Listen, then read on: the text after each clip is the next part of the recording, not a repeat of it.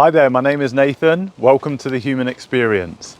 And today I'm just doing a walk and talk. I'm keeping it quite simple. And I just want to talk about some of the thoughts that have been running through my mind. And I'm in this lovely area that is, it's like this really densely kind of entwined bushes that I think they're called rhododendron. And I'm guessing they were kind of planted by us, as in they're like a man-made kind of thing. But yeah, everything is kind of really entangled and intertwined. And I was kind of linking this to the theme of what I was going to talk about, of how we have very complex issues to solve as a species right now, as humanity moves forward.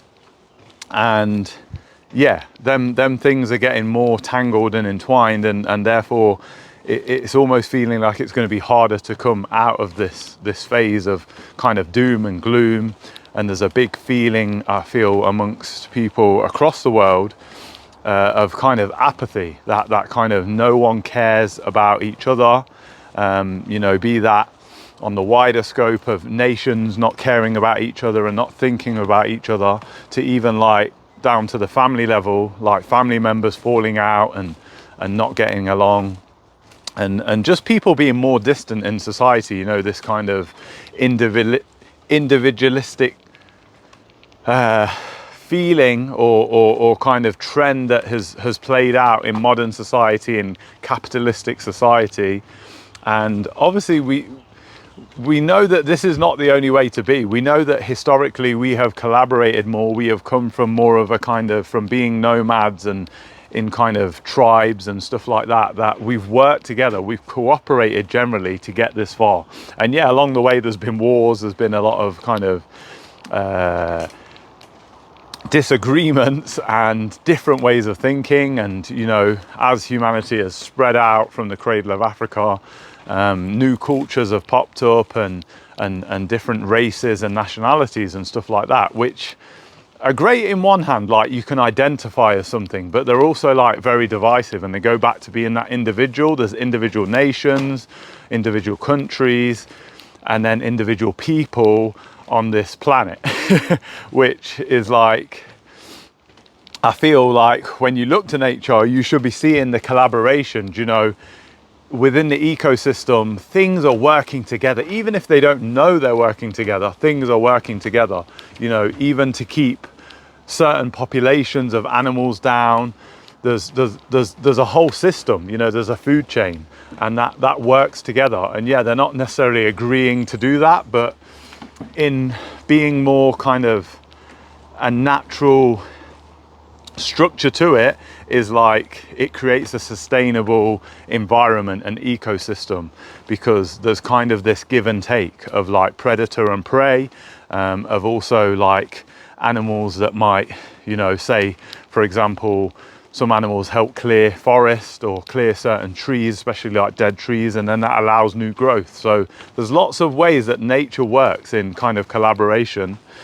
And that feeds back to what I want to say for humanity. Like, I feel we really need to collaborate more. This feeling of apathy, we need to kind of vaporize it through connecting with each other again. And on a individual level, we need to value our friendships, our families, even our neighbors more, and kind of see if there's anything we can do to help each other immediately within that small area.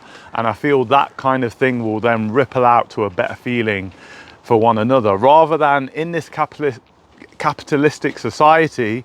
It's very much go get it, get, regardless of anyone else, get to the top. And I think that leaves you, through what I'm seeing now, of this feeling of a very kind of, once you're at the top, you don't trust anyone, you can't relate to anyone, because other people are not within your sphere of like the success or whatever you want to say.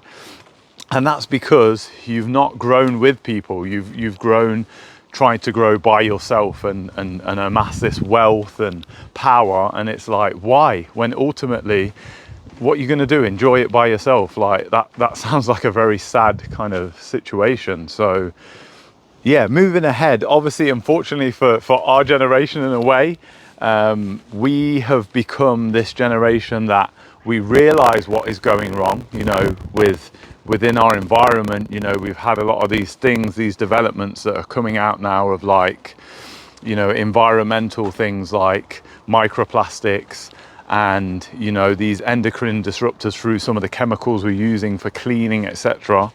And, you know, industries have used stuff that have become toxic to the environment and then leached out into our kind of food and water and stuff like that, and into the environment for nature as well, affected nature. So we just need to, we're in this era, like I say, where we just need to reverse some of the things that we've realized were not good for the planet and ourselves. And that's hard, yeah, that's hard, because part of us, I feel, as a psyche, within the human psyche, is that, you know, this generation coming up now, especially the younger one, are thinking, well, we didn't do this. And then the older generation are thinking like, well, this is all we knew. So like kind of not owning up maybe to what they have done, or saying that it was through not knowing, you know. I think of this kind of the saying that Jesus said on the cross of like, forgive them, Father, they know not what they do. And I think that always rings true with me when I think of the things that we've done historically, like I say, with the development of certain industries, you know, be that, you know, drilling for oil, you know, the wars that have happened. Sometimes we've gone into things and people just, it's not that they didn't know, as in they don't make a choice, but they don't always acknowledge the consequences of their actions, or what the future holds, especially with something like technology of making new materials like plastic. I'm sure initially all they were thinking of in the short-sightedness was like, wow, this could become a really profitable product, and not that, oh wow, there's going to be our oceans and you know, land is going to be filled with plastics and our water and stuff like that. So we were kind of short-sighted, and that brings me to this myself being the in-between generation, and then thinking that I want to make things right. You know, I've become a dad, and I want my son to grow up in a better way than I have. Do you know what I mean? So, you know, I'm always on this kind of you know, trying to grow my knowledge and my understanding of the world to therefore help immediately my family, you know, to educate them, to educate myself, to like, what's the best things to eat, what's the best way to go about living, you know, balancing work and ambition with rest and family time, and also, you know, within my relationship, kind of time with my partner and family and friends and stuff like that. So you realize that the world we've grew up in, this kind of rat race, as they call it, of like eat, sleep, work, repeat kind of thing, is like, it's not working. You know what I mean? It's not something that has even kind of become desirable to this current generation. Like, we can see past that, we can see beyond that. Like, yeah, it's great having business as a vehicle to move humanity forward in certain ways, but it's not the be all and end all. We have to experience life, yeah? Even me coming out here, going on this walk, it's like taking time out. You know, even on this walk now, I'm taking time out for myself, you know, as well as making this video.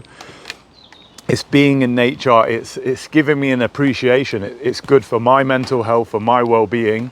And ultimately then, though, I want to pass that on to, like I say, my family, my friends, people around me.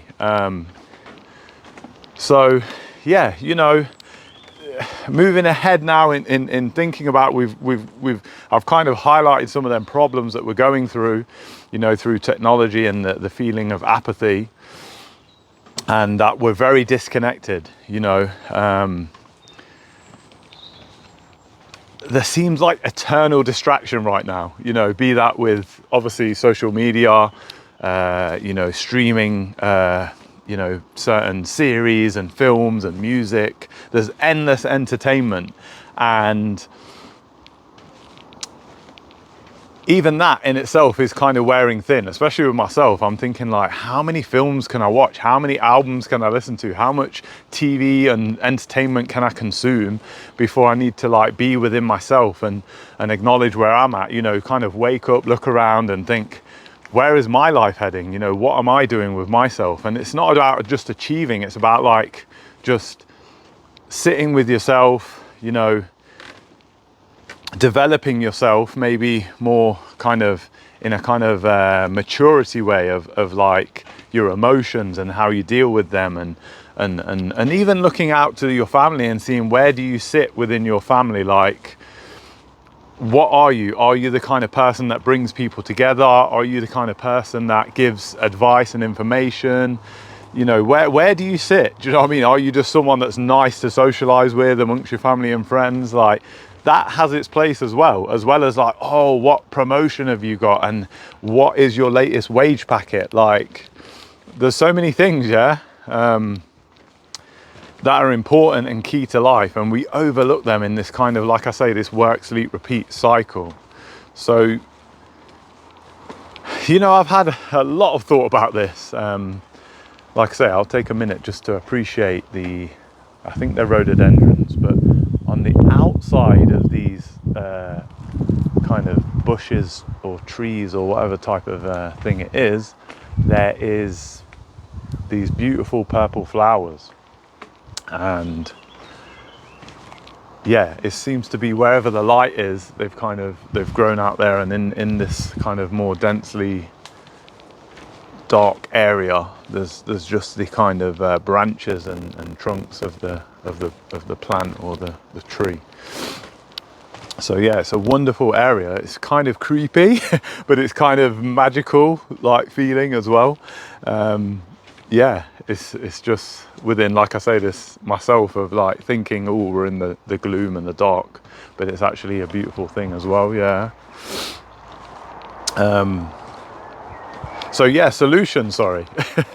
I'm not saying I have all the answers, but I just like to ponder on them and think about them. And like I say, most of it is coming back to this thing of like coming together, you know, as a people, appreciating each other, appreciating our differences and resolving them and getting over them. And we don't always have to necessarily agree, but as long as we can kind of come to some kind of agreement and solution, rather than hate, rather than you know, just ignoring each other or you know, shouting above one voice above another, we need to collaborate more. And our leaders need to kind of be an example of this. Like, we don't want these leaders that are divisive and just, you know, I'll step on anyone to get the power and all this kind of thing. The way we've put this kind of value in people that are at the top of our kind of society in terms of, like, you know, politics and business, people need to be more kind of considerate, yeah, and also give a kind of appreciation and gratitude to like how they've got to the place they're at. And it's normally through